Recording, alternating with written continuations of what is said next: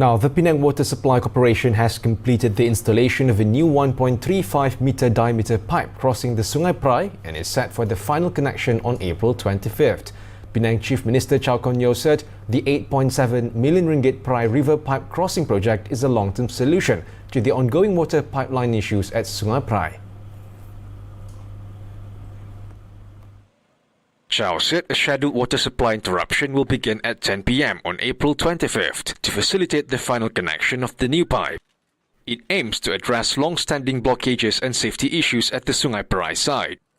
Kerja-kerja untuk memasang pipe yang baru 1.35 meter diameter pipe sudah pun siap dipasangkan, cuma menunggu connection yang terakhir yang menghubungkan pipe yang baru kepada pipe yang sedia ada yang membawa air dari loji sungai.